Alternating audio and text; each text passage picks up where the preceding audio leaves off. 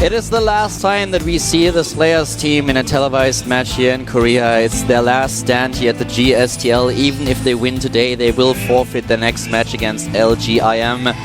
Their player now on screen is a Terran. He's starting on Abyssal City, and his ID is...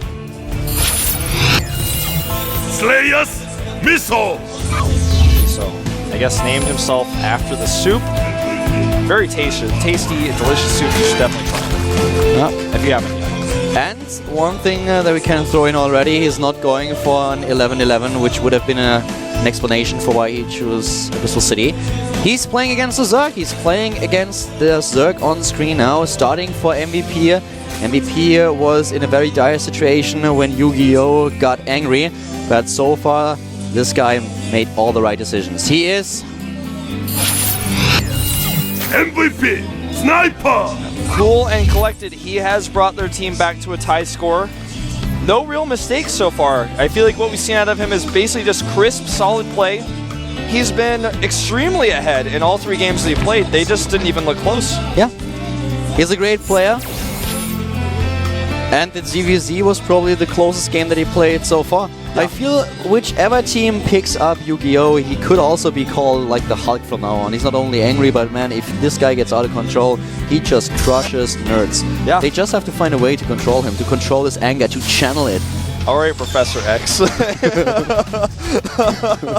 Hey, Captain America. That's actually who you would be, man, if you were an X-Men character. You'd be Professor X. You'd be like Professor X who could walk. That's who you'd be, man. Professor X? Yeah. Really? Yeah, man. No. You'd be like the Professor X in an alternate universe who works out all the time and not only hones his physical strength, but also his mental strengths. Yeah. Okay. You also have a similar hairstyle, so that's kind of where I was going with this. I guess. making it's somewhat similar. Making the ball jokes again. Well, very creative here. It's in the book, man. $14.99. All of them are good. I'm telling you. Well, so far, you know, every single time I see you just browsing through the book, I thought it's actually your build order book where you try to look up what's going to happen in StarCraft, but you're actually just preparing your next joke. Yeah, actually, it's true. Yeah, there you go. People think I like this game or I'm smart. Today I learned something.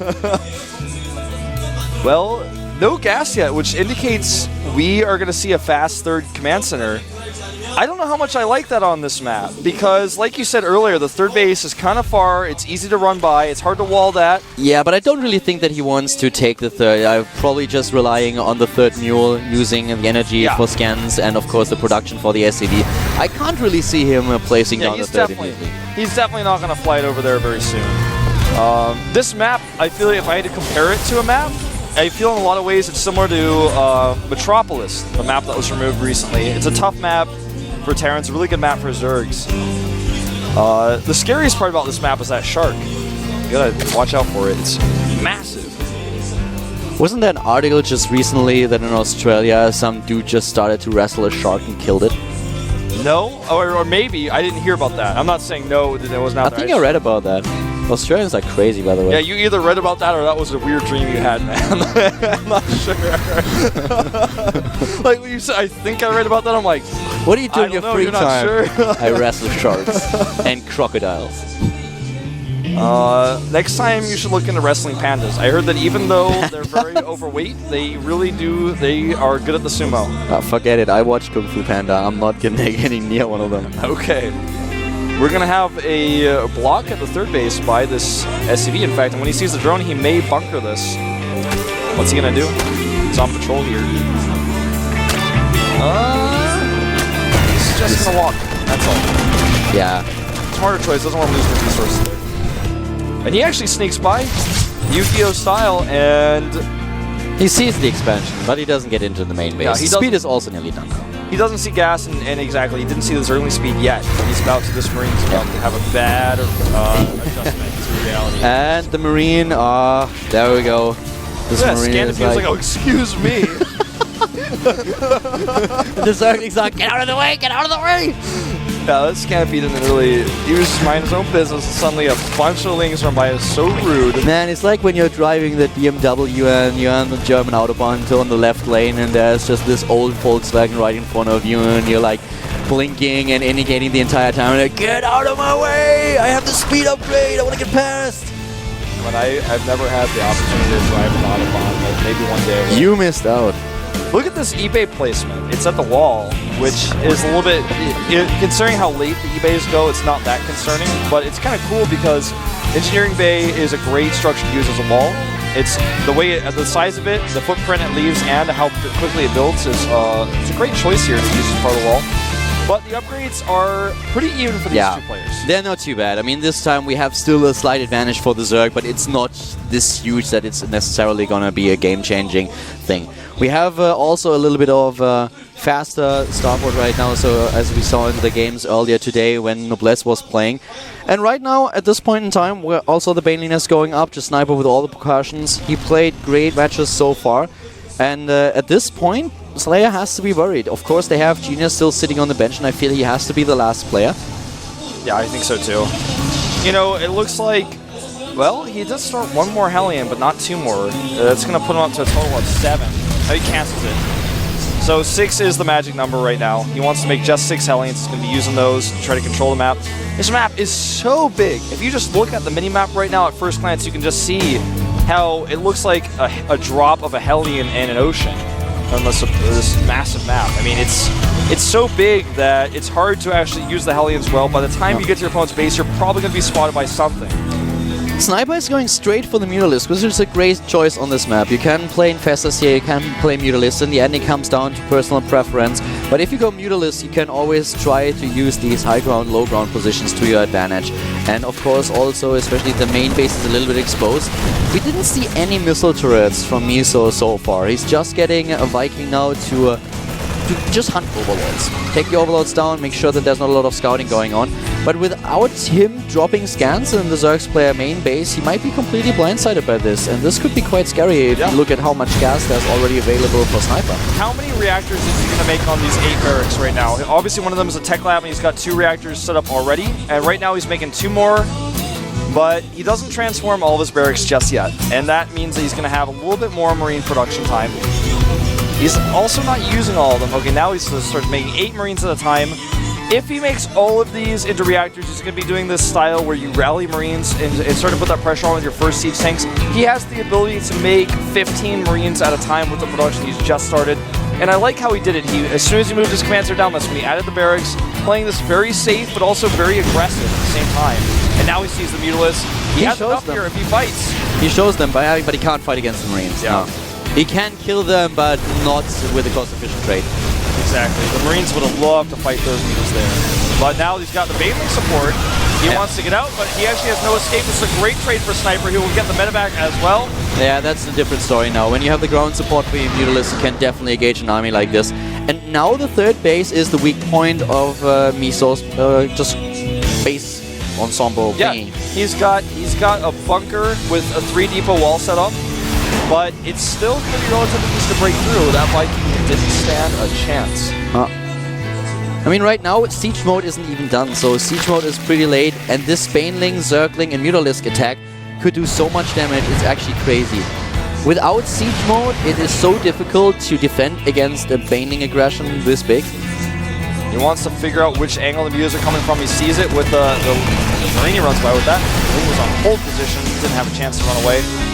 The turret placement was really nice. It was hard to use the Mutalisk in the main, but as you said, the third base is going to be where he wants to try to take a piece out of the Slayer's Terran here, Miso. Miso needs to get his siege tanks into position. He's starting to move them over there, but if he moves too many, then his natural becomes vulnerable. That's why he keeps scouting like this. Wolfie only has 3 siege tanks. Even if he has siege mode, that's not a lot to work with.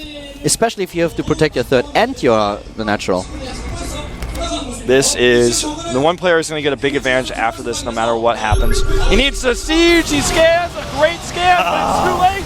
The first tank is already gone. The second siege tank is eliminated, and here comes MVP Sniper. He wants the 4th win. He's streaming into the natural right now. The Marines don't stand a chance. The split is not awesome. It's not good enough. that's for sure. They're definitely It's decent, but not good enough. And the rest of the Lings are going to stream in and end this game. He's got nothing to stop this. The production is camped. 14 Marines at a time come out to die because there's too many Lings on the main here. He's got an insane number of Banelings to follow this up if he wants them. He's got the Mutilistic camp on top of that command center. Lings have killed every single SCV there. The worker count down to 30 now. Yeah, here come the Zerglings, the reinforcements into the mineral line, killing the rest of the SCVs off. 63 supply against 150. The Marines don't stand a chance against the Mutalisks that camped the production. GG. Sniper. It looks like miso soup might not have been the right appetizer after all. Not really. Well, the right appetizer for Sniper maybe. Yeah. Sniper is in a good spot. If he takes down the last player, it will be an kind of an all-kill, yeah. Won't be a 5-0, but he will have killed every single player for Slayers. That's true. Which is a bit of the story in the GSTL that Slayers had so far. They lost in the finals of last season against FXO with a 5-0 to Gumiho. Then they lost against Yonghwa in their next match. I think that Sniper is he's just not messing around today. He's just playing safe. He takes the punches where he sees the openings, you know. He saw it, he was like, very few siege tanks. You set up a nice defense in your main. I'm not going to go to your third base even, because that's where you got a depot wall and it's far away from your production. I'm going to hit you where it hurts and I'm going to kill your army.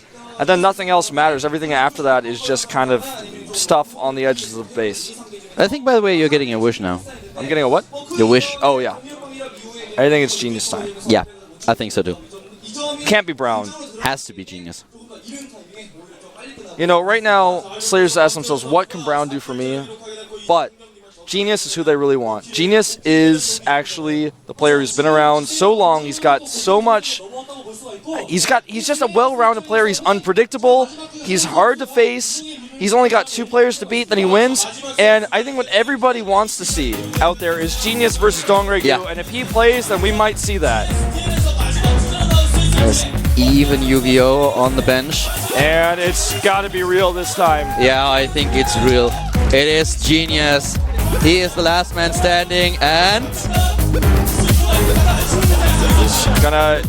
he's gonna shake Dongregu's hand. He is asking him to come out. He wants to eliminate Sniper and force DDRG and the ace match. That would be so awesome. That would be great. I would love that to happen.